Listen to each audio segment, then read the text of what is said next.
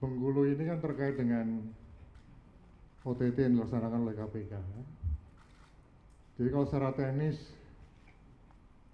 langkah penyidikan,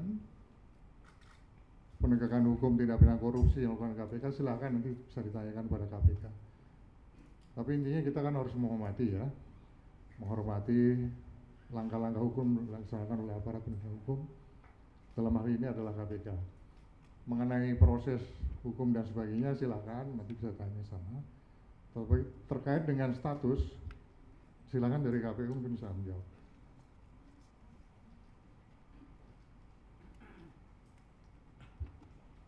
Baik teman-teman sekalian, terkait dengan kasus yang terakhir, pada dasarnya merujuk pada pasal 163 ayat 6, 7 dan 8 Undang-Undang Pilkada.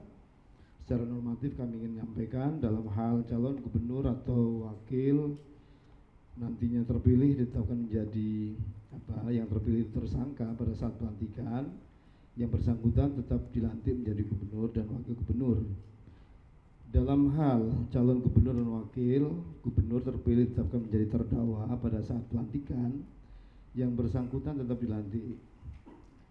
Nah, dalam hal calon gubernur dan wakil gubernur terpilih tetap menjadi terpidana berdasarkan putusan pengadilan yang telah berkekuatan hukum tetap, pada saat pelantikan yang bersangkutan tetap dilantik atau wakil gubernur yang saat ini juga diberhentikan sebagai gubernur dan wakil gubernur di ayat 8-nya kalau sudah terpidana. Namun yang ingin kami highlight, status hukum tersebut menjadi domain dari penegak hukum ya, bukan di KPU.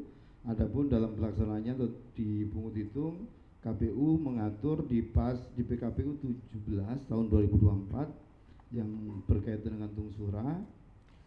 Pasal 16 ayat 1 dan 2 junto pasal 36 ayat 3 mengatur bahwa apabila salah satu pasangan calon dalam jangka waktu 29 hari, ini kan sudah sangat mepet, sebelum pemungutan suara ditetapkan sebagai terpidana, maka KPU Kabupaten Kota memberitahu kondisi calon tersebut kepada KPPS melalui PPK dan PPS untuk diumumkan pada pengumuman di TPS dan secara lisan disampaikan kepada pemilih. Itu kalau terpidana.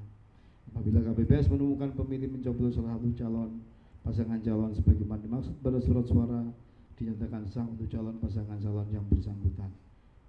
Ketentuan pasal 16 tadi, ketika status hukum calon kepala daerah sudah terpidana. Kalau belum maka pasal ini tidak bisa dipakai. Demikian ya.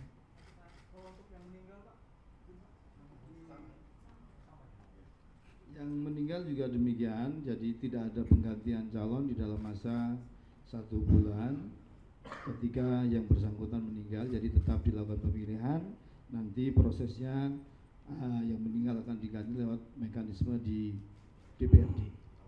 Kalau terpilih, kalau dalam kasus yang ditanyakan Ciamis calon tunggal, tentu kita lihat nanti hasilnya.